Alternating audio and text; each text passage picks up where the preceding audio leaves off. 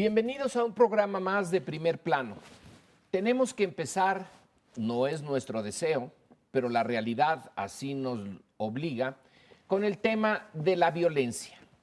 La violencia que la semana pasada se cebó en un rancho, el Rancho del Sol, allá en Michoacán, pero que trae una cola bien larga. Está el tema nada claro de Chilapa. No sabemos ni siquiera cuántos han desaparecido en esa zona. Y bueno, si nos seguimos yendo a Patzingán, un poco más atrás, y desde luego está Iguala y los estudiantes de Ayotzinapa y una cantidad de etcéteras. Ponemos sobre esta mesa el tema de esta violencia. ¿Qué significa? ¿Por qué no podemos detenerla? ¿Y hasta qué punto es simplemente una especulación? Pero las 42 muertos ahí en el Rancho de El Sol por parte de un grupo de civiles y un policía federal nos hace recordar Tlatlaya. Exactamente. Tenemos un montón de dudas al respecto. Ese es el tema con el que empezamos. Yo precisamente ese es el tema que a mí me hubiera gustado subrayar ahora, porque tú ya lo planteaste, Lorenzo. Primero hay que decir que este lugar geográfico está en Michoacán, esquina con Jalisco, por decirlo así, es decir, muy cerca a la frontera. Lo digo un poco porque se ha atribuido a estos 42 muertos que llamaron inicialmente civiles, se atribuye a ser miembros del cártel Nueva Generación de Jalisco, que está ahí pegado. Era parte de los dominios de este gran, poderosísimo cártel que ahora hemos estado viendo con varias acciones. Y yo iba a subrayar esto que tú dices, porque ciertamente la acción de Tlatlaya, que se imputa al ejército o a algunos miembros del ejército, acabó matando a todos los que estaban dentro de una bodega, ¿verdad? Y aquí la Policía Federal mató a 42. Murió un policía federal, pero mató a 42. ¿Por qué no los detuvieron? Hay algunos datos, por ejemplo, 38 de los cadáveres tenían un fusil o un rifle o una de estas cosas muy poderosas junto, pero había 42 muertos, había 4 que no tenían. ¿Por qué los mataron? Si los pudieron haber tomado presos.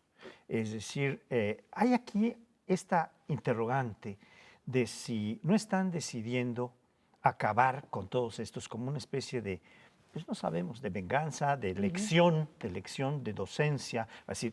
Mira, vamos a acabar con ustedes, donde los encontremos, los vamos a acabar. Entonces, esto parece especialmente grave porque está dando síntomas de la guerra. En la guerra, claro, se trata de vencer al enemigo y también se toman presos y ahí está la Convención de Ginebra que dice cómo hay que tratarlos.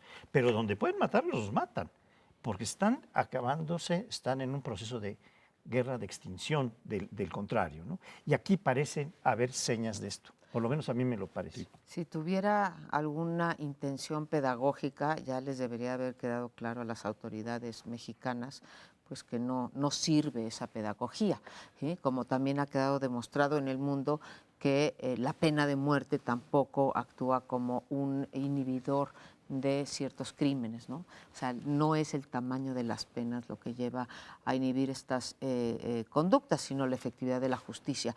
Pero bueno, no ha tenido esos resultados, si pensaban. Yo veo una diferencia con Tlatlaya en el sentido de que esto fue más, digamos, a la vista, ¿no? Aquello fue, los tomaron rehenes, por lo tanto, ahí sí tengo que asumir que ya estaban sometidos, ¿sí?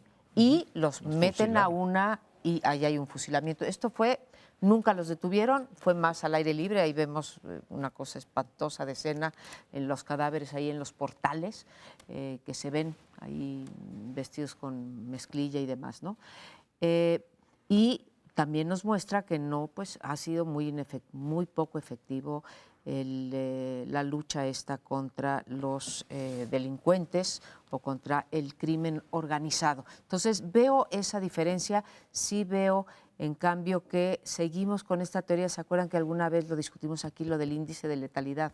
Que simplemente no dan las cuentas de por qué en todos los enfrentamientos digamos, la proporción de muertos del crimen organizado versus de las Fuerzas Armadas es pues de 10-1 prácticamente, o de 10-1, de 10-2. Entonces, este índice de letalidad sobre el que habló, por cierto, Catalina Pérez Correa inicialmente en un artículo en Nexos, sí te lleva a esta sospecha que pone, o al tema de la sospecha que pone sobre la mesa Lorenzo Meyer.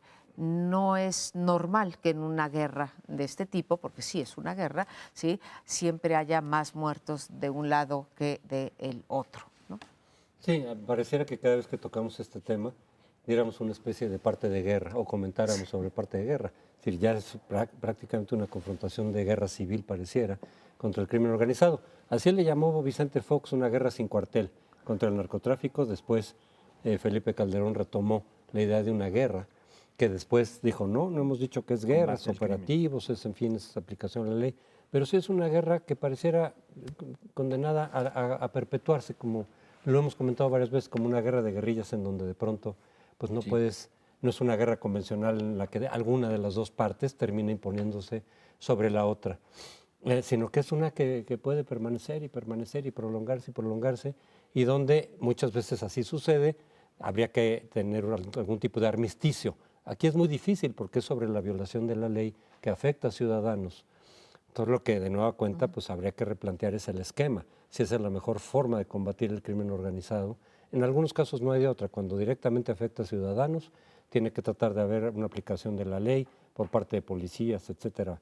Pero en muchos otros casos pareciera que la estrategia tendrá que ir por otro lado y desde luego replantear el esquema en lo que hace a las drogas, del combate, de la prohibición, digamos, que lo único que ha generado son resultados contraproducentes, problemas que no existían y que no derivan directamente del consumo de las drogas y que afectan a toda la sociedad, porque el consumo afecta a quienes lo consumen. En cambio, el combate al consumo afecta a toda la sociedad.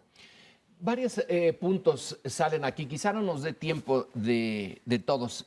Tiene razón de que el número de bajas de parte del grupo civil es realmente alto. Decías tú, a veces de 1 a 10, este fue de 1 a 42.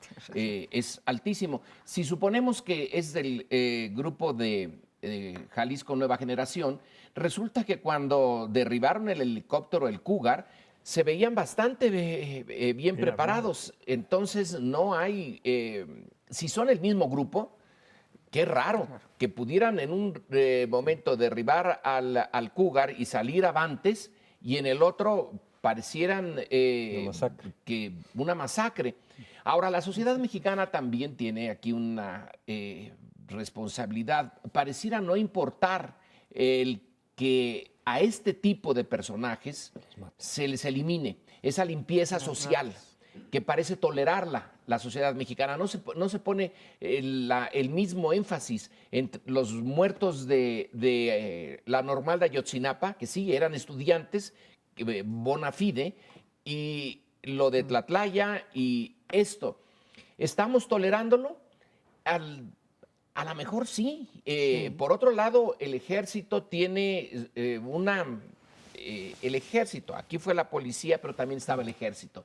El ejército se las tiene juradas porque dentro de su mundo lo que le hicieron, la humillación, la situación del helicóptero y todo eso, pareciera que hay que darles la lección y que la sociedad mexicana no va a oponerse a eso. ¿Estoy en lo correcto o me estoy equivocando?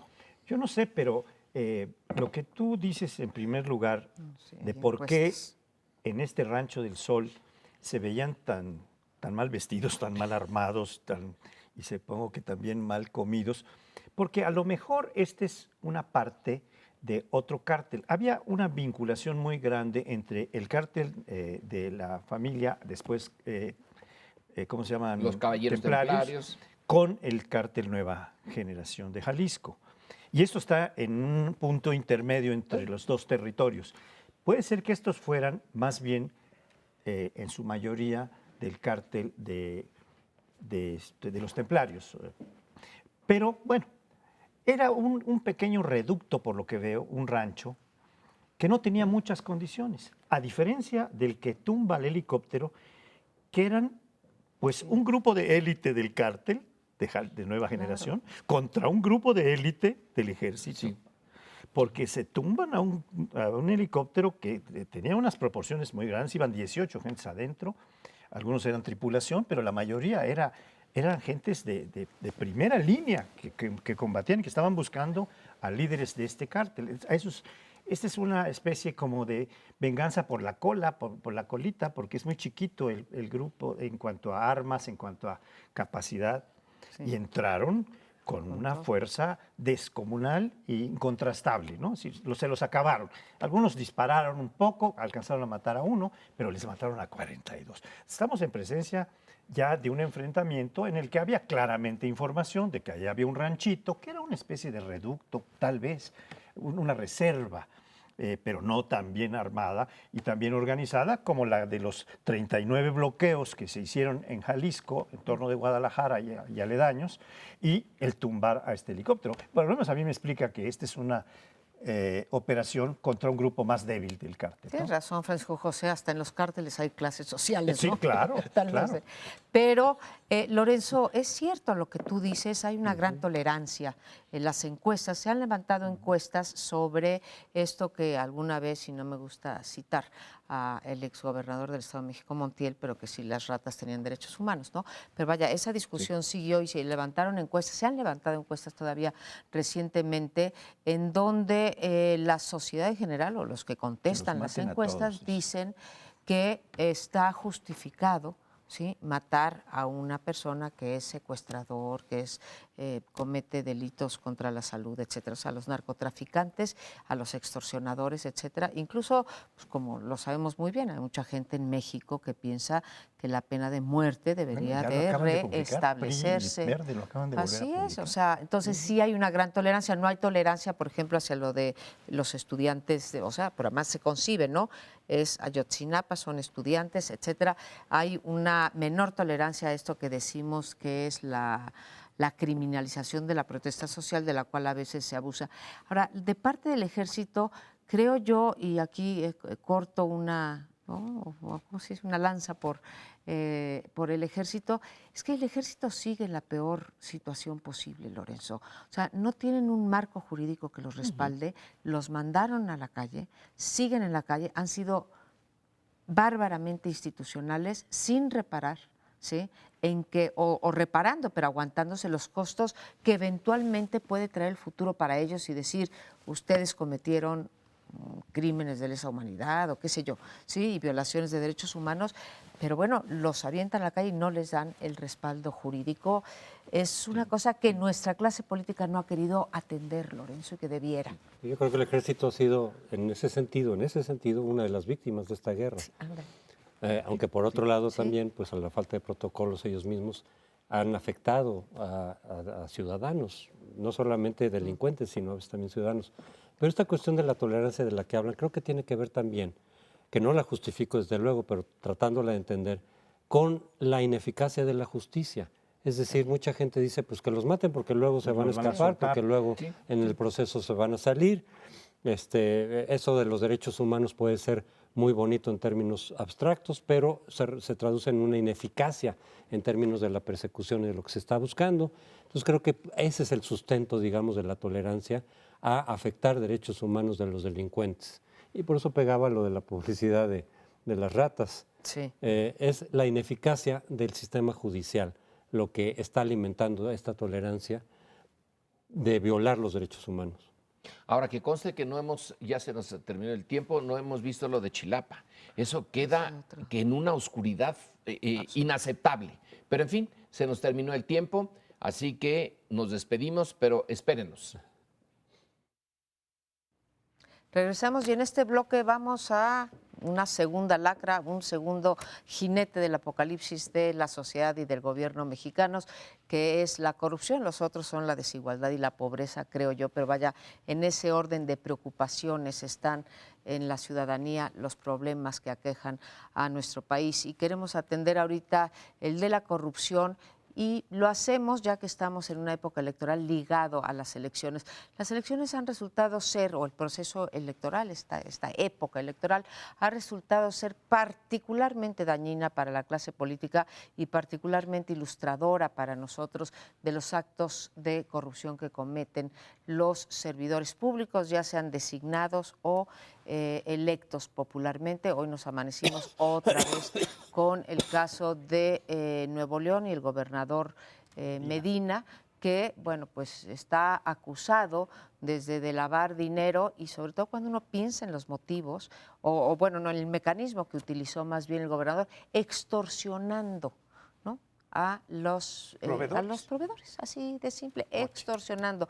Luego nos fijamos mucho en los extorsionadores que, digamos, de la sociedad, del crimen organizado, pues pareciera ser que también hay un cártel de políticos que se dedican a la extorsión, pero lo mismo es él, para no cargarle tintas a un solo partido, que lo que fue la línea 12 del metro o la Benito Juárez, que también hoy tenemos que el ex delegado Toledo, Víctor Toledo, pues también... No, ese es de Coyoacán. No, este se llama... Mauricio. Sí, Mauricio. no. Mauricio. Este es de la Benito Juárez y se llama de otra. Bueno, se es del llama- PAN. Es del PAN. Ok, sí. ahora checo cómo se llama, que también ha extorsionado o que se ha llevado mucho dinero a través de autoasignarse o asignar a sus amigos, familiares y compañeros obra pública, ¿no? Más de 50 millones de pesos. Entonces, está esto acompañado, como siempre, de la impunidad, porque ninguno de estos personajes se les abre una averiguación previa, a pesar de que está clarísimo que hay cuando menos indicios. Y luego el sistema llamaba? internacional mismo, Es que lo tengo cuando nos enteramos de que las Islas Caimán, a donde van a dar algunos de los dineros que dice que Medina pues ahorró, Ahorró. pidiéndoles Jorge Romero. participación a quienes le daban los contratos, son muy estrictos, tienen unas leyes muy estrictas y no dan información. Entonces el sistema internacional pareciera Sí. que está Mira, no había diseñado para también proteger, amparar, hacerle un nicho a los ladrones. Y esta parte, sí, yo ya no me la explico. Que en México haya impunidad, bueno, eso ya se da por sentado. Pero que en el sistema internacional también, entonces, Pues sí. el centro de los negocios son las grandes potencias, Estados Unidos, Europa Occidental. Pero qué contentos están con que haya Islas Caimán y Luxemburgos y muchas cosas similares para darse a sí mismos cobijo. Una Entonces hay protección. aquí una hipocresía enorme y por eso los Medina tuvieron a bien aprovechar esto y Sí, sí. dos impunidades. Hay otra cuestión que vale la pena sumar a estas que ustedes ya han mencionado y que nos va pintando cómo en diversos estados de la República, incluido el DF, como se mencionaba, con esos de la delegación Benito Juárez, cuyo exdelegado es ahora candidato a diputado, y el que fue beneficiado, un señor Campos, es el candidato del PAN en Coajimalpa, para precisar un poco. Entonces, Qué bueno, gracias, Pablo.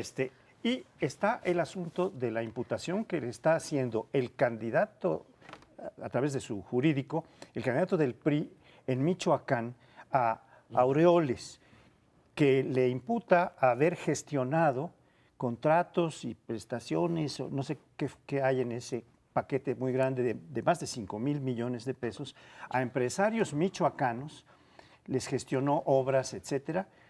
Pues suponemos que a cambio de apoyo, es una suposición, es un supongando, como dijo el nuevo rico de la cultura, ¿no? Es un supuesto que se está haciendo en función de que lo apoyaran en su campaña para gobernador que está teniendo Silvano Aureoles. Pero en fin, estamos viendo Michoacán, estamos viendo Nuevo León, donde hay un paquete bastante grande, incluida la parte internacional de Cayman Island, donde tienen una buena parte de las cuentas. Estamos viendo 12 empresas inmobiliarias que tienen sede en Texas, de los de Nuevo León, y estamos viendo lo del Distrito Federal, y habría otras que van surgiendo. Es decir, van surgiendo porque están formando parte de esta guerra, o de esta guerra. Pues yo creo que está bien que haya esta guerra, porque cuando se pelean las comadres dicen salen las verdades, o los compadres, para no ser machista. Por favor. Y están saliendo las verdades, están saliendo como para ciertos procesos electorales en donde pretenden tener apoyo, pues están beneficiando a los futuros apoyadores, ¿no? Entonces, eso de Medina no es lo primero que se sabe de él. Ya se ha visto que ha habido corrupción en días y semanas previas. Sí. Y eso, como parte del proceso electoral, lleva a la candidata del PRI en Nuevo León a tratar de desvincularse. Y entonces sale y dice, en mi gobierno, si yo gano, no habrá padres incómodos y familiares. O sea, se está tratando de desvincular porque evidentemente le está afectando este conocimiento de la corrupción de Medina a su campaña. Y en parte se supone que por ello está cobrando fuerza el Bronco, que es un efecto. Hay muchos que dicen, sí, ese hay que revisarle también, desde sus varios años que estuvo en el PRI, 30 y tantos años en el PRI. Sí. Entonces hay muchos que están diciendo, habría que revisarle también. Pero él está aprovechando esta situación porque el hartazgo de la sociedad de Nuevo León respecto a la corrupción, ahora del PRI, pero también la hubo durante el PAN en buena medida, y alcaldías del PAN de diferentes ciudades en Nuevo León, pues está teniendo esta repercusión. Lo que me lleva a pensar a veces que esta cuestión es sistémica, es decir, en esto electoral se está diciendo hay que buscar al candidato más honesto, al que tenga una trayectoria menos mala, al que declare sus conflictos de interés, etc. Pero eso es un problema sistémico, porque incluso si llegas a encontrar algún candidato que más o menos parezca o haya sido limpio en su trayectoria, pues a la hora de estar ahí, sobre todo en los altos niveles de gobernadores que hemos visto que hacen lo que quieren, independientemente del partido por el que llegan. Es decir, se trata de hacer un cambio sistémico que realmente se traduzca en una mayor vigilancia y sanción. Es decir, mientras no se termine con la impunidad, pues esto va a seguir, sea del partido que sea los que lleguen, y sea como sea que escojas tú a tal o cual candidato que parezca menos malo, etcétera, porque es una cuestión sistémica. María Amparo, a ti te toca ahorita, pero a ti no te toca decir que acabas de publicar un libro sobre el tema de la corrupción, así que lo tomamos nosotros. Lorenzo. Entonces, ante esta pregunta de José Antonio, en tu libro sobre la corrupción, ¿qué propones?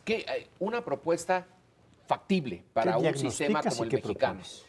Híjole, qué difícil. Estaba por agradecerte, más bien no te agradezco nada la pregunta, Lorenzo, porque sí es muy difícil, como dice Crespo, es una cosa absolutamente sistémica, y más bien te voy a responder con las cosas que encontramos en ese estudio, que es más bien un compendio sobre todo lo que usted quiso saber sobre la corrupción, ¿sí? Que ataca no solamente a los servidores públicos, sino a los ciudadanos y a los empresarios, ¿no? A pesar de que los ciudadanos hacemos una cosa muy curiosa, que es que le echamos siempre la culpa a los servidores públicos y después a los empresarios, pero nosotros somos puros, limpios e impolutos, ¿no?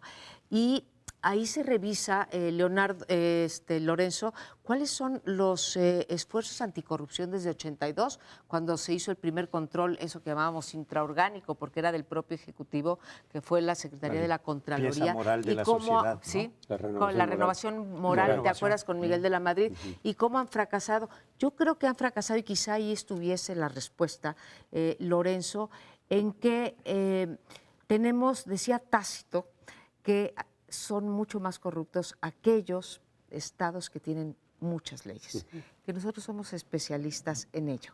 Y decía otra cosa, si no hay un liderazgo de la clase política, hay sí una pedagogía de la clase política en donde el castigo ejemplar, y conste que estoy diciendo que esto no es un fenómeno nada más de la clase política, es imposible comenzar a pegarle a la corrupción. ¿Y qué es lo que estamos viendo en este sexenio? ¿Sí? Que los líderes no tienen casi nada que mostrarnos, nuestros líderes políticos, en términos de corrupción. Al contrario, tenemos que aprenderles de la corrupción, no de la anticorrupción. Ahí está nuestro primer esfuerzo normativo ahora, Lorenzo. pero es un pasito. Que la ley anticorrupción. Así, la ¿por ley qué? anticorrupción, bueno, el Sistema Nacional Anticorrupción, Anticorrupción, sí. es un pasito, vamos a tener que ir cerrándole oportunidades a el fenómeno de la corrupción. María Amparo, tú dices, los ciudadanos también somos corruptos. Sí. Bueno, de acuerdo, pero creo que no podemos igualarlos, porque unos tienen el poder y muchísimo poder, y el ciudadano, sobre todo si lo vemos históricamente en México, tiene muy poquito, ni como ciudadano, en realidad apenas ahora, y tengo mis dudas de que seamos ciudadanos, pero supongamos que estamos entrando a ser ciudadanos. ¿Cuánto crees que tema- paga Lorenzo? Perdón que te interrumpa. ¿Cuánto crees, para que veas qué tan regresivo, además, otra vez le pega a los pobres? ¿Cuánto crees que gasta una familia que gana un salario mínimo en corrupción al año? 33% de su ingreso. Bueno, de todas maneras, es muy poquito comparado con lo... No, pero en proporción Pero, sí. hombre. Pero lo que estoy Pero, por señalando ejemplo. es que la responsabilidad no viene en los que están hasta abajo, porque ellos están casi obligados a gastar corrupción. eso en corrupción. El punto Sí, claro, es el están que está hasta obligados. acá arriba. Ahí es donde está la responsabilidad. Yo Yo también creo lo que creo. es correcto hacer una proporción o señalar la proporción de la responsabilidad, porque efectivamente los dueños del poder político usan para beneficiarse ellos, sus familias y sus grupos cercanos. Los del poder económico hacen lo mismo, pero ellos son los que se llevan la mayor tajada de beneficios o de ganancias, de lucro con la corrupción. En cambio, la masa más pobre, o incluso los ciudadanos de clase media, que son asalariados normalmente y que sí pagan impuestos, esos sí están cautivos, estamos cautivos, esos lo hacen a veces como un mecanismo de defensa, no hablando psicológicamente con Freud, sino hablando como un mecanismo de defensa. Rodolfo Stavenhagen tiene una Sobrevivencia. tesis que hace ya de los años 60, en donde dice que la corrupción es una medida democrática porque permite a los que tienen menos salir de problemas que les plantean, de la cárcel incluso por delitos menores o a veces por delitos que están excluidos de responsabilidad como el robo de famélico, pero que con una mordida, con una pequeña que se pasaron un alto o lo que sea, resuelven un problema. Este es el tipo de problemas que se resuelven. Los otros tienen los grandes contratos y los grandes ingresos. Entonces, me parece que sí es importante hacer esta definición de proporciones de responsabilidad, aunque también la sociedad civil tiene responsabilidad. Por eso yo insisto en que es una cuestión sistémica, no solo en relación con la clase política. Hay muchos incentivos a veces inevitables para la gente de que si no incurres en cierto tipo de corrupción no vas a conseguir nada. Es decir, el costo de ser honesto en México es elevadísimo para los ciudadanos. Quien puede cambiar eso efectivamente son los que tienen el poder, pero son los más beneficiados de la corrupción y por eso no hacen gran cosa, porque cambia la situación. Entonces, lo que nos estás diciendo, y con eso concluimos, José Antonio, es que es un problema de sobrevivencia para el muchos, ciudadano y a veces también para el pequeño y mediano empresario. Terminamos este bloque y nos vamos a uno más. La semana pasada se dieron a conocer unas grabaciones en donde aparece el presidente del Instituto Nacional Electoral, Lorenzo Córdoba, pues haciendo expresiones que han sido foco de ataque desde luego y que por supuesto la divulgación de estas grabaciones tiene una intencionalidad político-electoral. Aquí me parece que el punto más importante en todo esto es de dónde viene ese ataque. Sabemos que cada vez que salen estas grabaciones y que se divulgan, a veces con cuestiones de corrupción, a veces con cuestiones como en este caso de incorrección política, o a veces con cosas privadas pero comprometedoras, pues la pregunta siempre es de dónde viene y nunca nos enteramos porque es muy fácil al parecer grabar a otras personas, espiarlas, pero pareciera que es dificilísimo saber quiénes son porque la Procuraduría General de la República, quien se ha hecho cargo otra vez de investigar quién hizo este espionaje, pues nunca nos ha dicho, y desde luego no se sanciona, es un delito que tendría que ser punible, pero nunca nos dicen quiénes son. Y es tal vez la parte más importante de estos asuntos. En este caso, por ejemplo, pues se puede decir que hay la interpretación general, a falta de información que no tendremos, que es la especulación, es decir, algo debe tener con el Verde y sus poderosos asociados, porque ha estado en el centro de los ataques y de las multas. Se iba a discutir un día después de que se diera a conocer estas grabaciones, se iba a discutir la cuestión del registro del Partido Verde, se iban a discutir nuevas multas por más de 100 millones de pesos. Pareciera que es una intimidación, pero repito, esas especulaciones se dan precisamente por falta de información confiable, fidedigna y cierta. Yo me voy a permitir diferir del punto, José Antonio, sobre qué es lo realmente importante. ¿Quién grabó? Dices tú, subrayas, para ti es el énfasis más importante. Para mí es el hecho mismo de la grabación, que en efecto, como ya dijiste tú, es un delito para quien grabe y quien divulgue sin la orden de un juez. Creo que hemos sido, retomo lo que decía Lorenzo en otro bloque, hemos sido muy permisivos con respecto a las grabaciones y nos parecen muy bien las grabaciones cuando se hacen a los personajes, voy a recordar alguno, ¿sí? Como por ejemplo el Gober Precioso. Sí, entonces ahí las aplaudimos. Entonces estamos en un problema, por un lado jurídico y por otro lado ético, cuando se justifica, ¿sí?, una grabación fuera de la ley, porque pues con lo de Marín todo el mundo aplaudíamos, decir, híjole, qué bueno, y a lo mejor le salvó la vida a Lidia Cacho o impidió que le fuera más mal de lo que le fue a Lidia Cacho o acabó con Nasif en la cárcel, ¿no? Entonces lo justificamos, pero ¿dónde se traza esa rayita de lo que es socialmente aceptable o nos vamos a esto de que el fin justifica los medios? Porque si nos vamos al fin justifica los medios, pues depende de qué lado de la barrera estés, porque a lo mejor te parece justificable que graben, por decir algo, si eres de derecha, Andrés Manuel, pero si eres de izquierda te parece muy bien que graben a el candidato de la derecha, sea quien sea. Entonces, creo que estamos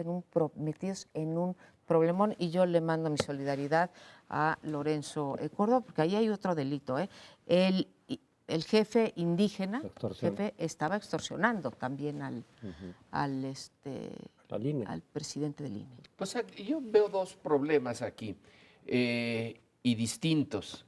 Uno bien histórico y es el menosprecio de las clases dirigentes por los dirigidos.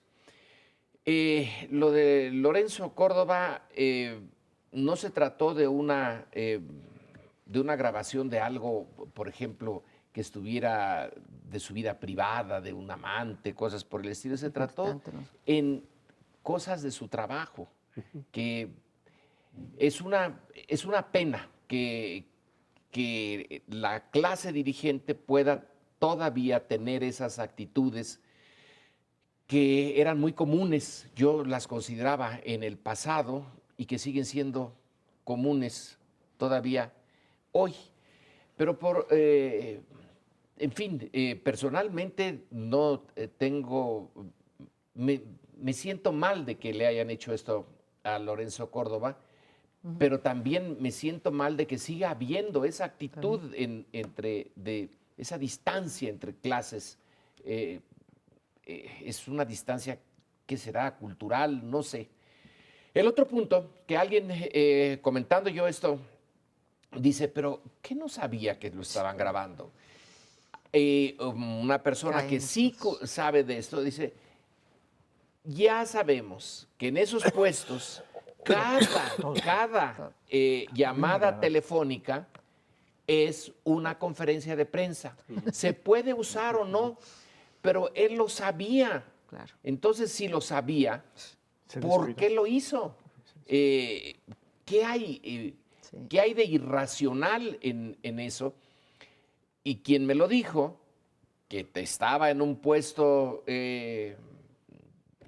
así similar, lo aceptaba como parte de los usos y costumbres de la clase gobernante. Se vigilan los unos a los otros. ¿Y quién graba? Decía, bueno, mira, puede grabar el gobierno federal, para empezar. Quien sea. Puede grabar el gobierno de la Ciudad de México o del estado en el que está. Una vez descubrieron a unos en el Estado de México, ¿no? Una red. Una red en el Estado de México. Puede grabar Telmex. Los partidos. Pueden grabar los partidos y pueden grabar las televisoras en este caso. Entonces, el ejército, están todos.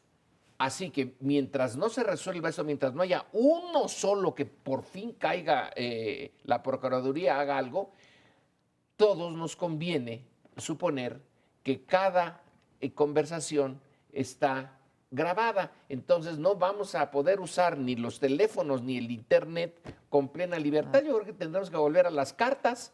Espero que esas puedan estar libres. Yo quisiera subrayar un punto y plantear otro ángulo de análisis de este asunto. La subrayada consiste en decir, bueno, cuando se graba y se comete un delito y no hay información, que ya ustedes lo plantearon, por eso digo que quiero subrayar, lo que se propicia, también ya ustedes lo dijeron, es la especulación, que viene directamente contra el Partido Verde. ¿Por qué viene contra el Partido Verde? Porque por las multas que le han puesto, por la exhibida de sus corruptelas y de todas estas trapacerías que ha venido haciendo durante algún tiempo, pero ahora se manifiestan en términos de puntuales sanciones que le aplican por violar la ley. Entonces, está buscando alguna forma de venganza contra quien se las aplica, que es el INE. Y de intimidación. Y de intimidación para el futuro. Sí, para el futuro. Eso es lo que yo quería subrayar. La otra parte, ya se me está olvidando la otra parte, pero así me pasa a mi provecta edad, que se me olvidan hasta los nombres de mis nietos. No. La otra parte que yo quería plantear era la parte de a quién beneficia este tipo de cosas. Si uno se plantea, digo, como estamos en la especulación, ¿a quién beneficia que se desautorice al INE? Bueno, el Verde puede cobrar su pequeña porción con la venganza por lo que le aplicaron, pero hay otras que no benefician, pues al PRI no lo beneficia a los otros. Hay 7 partidos que están pidiendo la cancelación del registro del Partido Verde. ¿A quién beneficia? Al país, desde luego, no, porque tener una inestabilidad, un descrédito tan brutal como el que se puede haber provocado con la divulgación de esta grabación es terrible.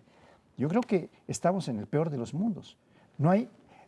Puede haber algún beneficiario de una pequeña parte, pero el grueso de la institucionalidad queda dañado. El crédito sobre el principal organizador de las elecciones queda en duda. Entonces, ese es el daño fundamental en el que yo quería reflexionar. Yo coincido con Amparo en lo que dices de que hay una cierta permisibilidad del espionaje dependiendo de qué parte. Yo creo que ahí tendría que ser completo, es decir, aunque hubiera una información que eventualmente pueda ser bienvenida porque nos alerta sobre tal y cual cosa, yo creo que sí debería de haber una condena, pero no solamente social, sino legal, insisto, porque de lo contrario, pues se sigue y se seguirá usando. En este caso del INE también se habla, por ejemplo, de que pudo haber venido desde adentro probablemente. Es decir, hay una gran ingenuidad de Lorenzo, desde luego, el no haber contemplado que lo que dijera por teléfono podía ser usado en su contra y fácilmente podía ser usado este tipo de conversación, que es lo que muchos dicen, más allá del contenido específico es pues la ingenuidad o de no entender en dónde está parado y de las repercusiones, digamos, de que está siendo espiado, etcétera. Pero se puede haber venido de adentro. Pues sí, porque a final de cuentas el INE también está muy penetrado por los partidos. No solamente tienen agentes en los consejeros que trabajan para los intereses de los partidos, más que para la autonomía del propio instituto, sino que parte del personal a veces depende de tal o cual consejero, a veces también están alineados, digamos, con ciertas preferencias partidistas y eventualmente pueden estar jugando desde adentro en beneficio de los partidos que están disputándose el poder. Yo creo un descuido, sin duda, de Lorenzo Córdoba. Tienen que saber que los están grabando todo el tiempo para ver cuándo los pescan a todos los personajes importantes. Y desafortunado, por eso pidió una disculpa, el lenguaje que utilizó, que revela algo que está todavía muy arraigado, que es el racismo en este país. Pienso que en el caso de Lorenzo Córdoba, su carrera académica, esa parte académica, acredita la parte respetuosa de él por los indígenas, por los discapacitados, etcétera, porque no solamente ha escrito sobre los derechos fundamentales, ¿sí?, sino que ha promovido activamente leyes en la Cámara de Diputados y Senadores para que, digamos, avancen los derechos de los indígenas, ¿no? Pero yo me uniría a la posición de Crespo, ¿sí? Hay que condenarlo, sobre todo desde el punto de vista legal. Se tiene que perseguir y a lo mejor si volvemos ciertos delitos que se persigan de oficio, acabamos con las... Porque no sabe uno, para terminar, no sabe uno si es ineficacia, en este caso de la PGR, que es una ineficacia brutal, porque se puede muy fácil, o complicidad, es decir, en un momento dado decir, pues que se siga espiando porque eso puede ser un instrumento político en beneficio sobre todo de los más poderosos, que son los que más fácilmente pueden espiar a los adversarios. Pero regresamos en unos momentos al último segmento.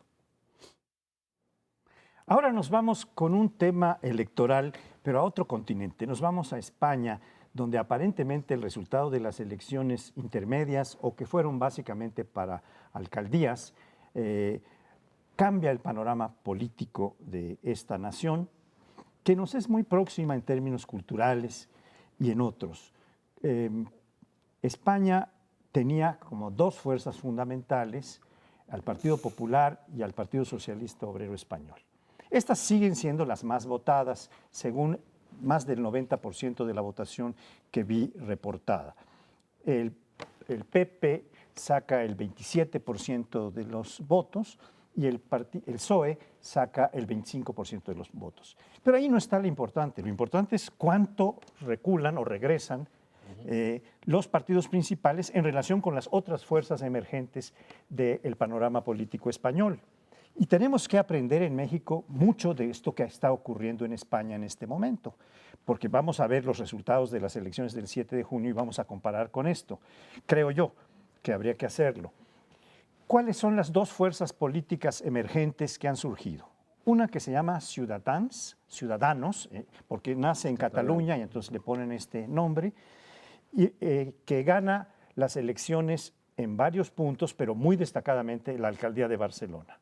Y otra que se llama Podemos, que es la que gana las elecciones en la alcaldía de Madrid, aliado con el PSOE, en fin. Pero en principio la mayor parte de los votos que tiene son de Podemos.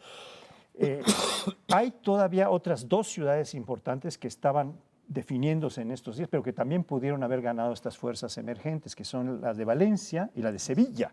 La de Sevilla, donde el PSOE ha sido enormemente importante. Guerra es de allí, ¿no? Y es el gran líder de la izquierda del PSOE.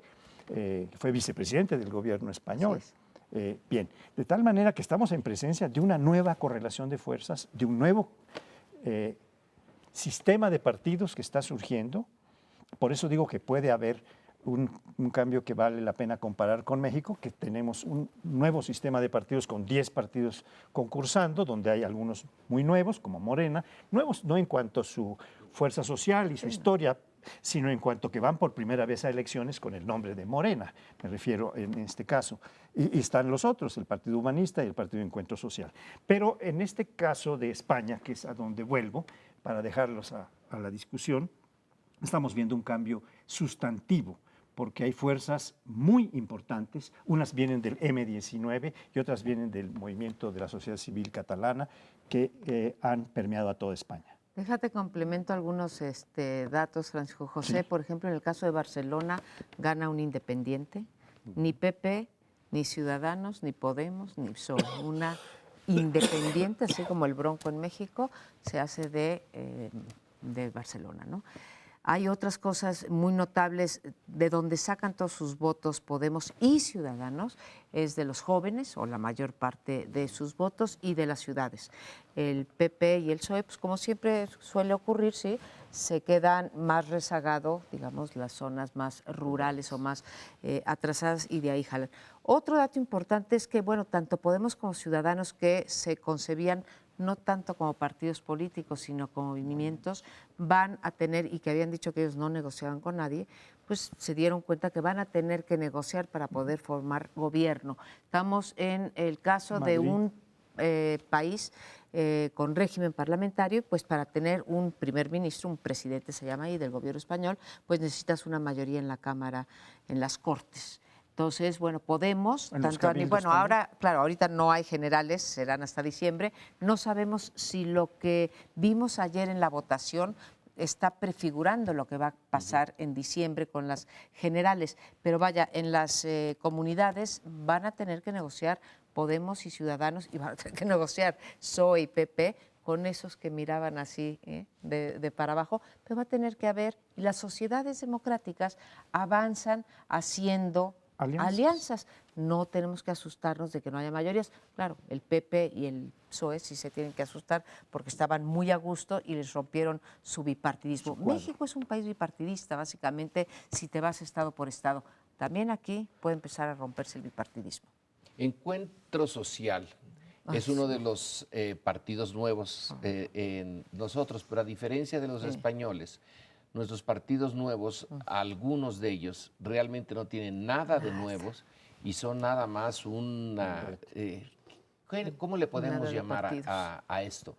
Que lo tenemos desde hace mucho tiempo en nuestra historia, que el propio poder central, federal, los crea para distraernos, para hacernos creer que hay una pluralidad de partidos. En España creo que todos los partidos que entraron a las competencias son genuinos. En nuestro caso creo que no. Y yo acepto que desde luego que Morena sí es genuinamente esta fuerza entre partido y movimiento social, pero otros de los que van ahora en este momento a entrar son criaturas del propio gobierno y eso pone una distancia, una diferencia fundamental. Aquí está ya, digamos, hay una corrupción de entrada en este multipartidismo mexicano. No me lo creo y yo supongo que algunos de ustedes tampoco se lo creen. A mí me cae muy bien Podemos y me ha llamado la atención la lucha interna de este partido entre su fundador, Iglesias, y el que fue su segundo, Monedero. Ya se fue. No se fue del partido, No, se fue de la dirección, pero hicieron la discusión de si la idea es vamos a ganar más puestos, más alcaldías o vamos a empujar a España hacia una cosa distinta, aunque no ganemos muchas posiciones, que era la de Monedero.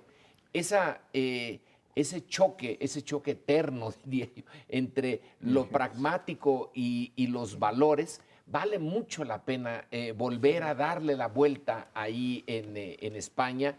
Y eso sí es muy atractivo, pero lo veo tan lejano a lo nuestro. Lo que pasa es que se pregunta mucho, ¿por qué en México no podemos tener un Podemos?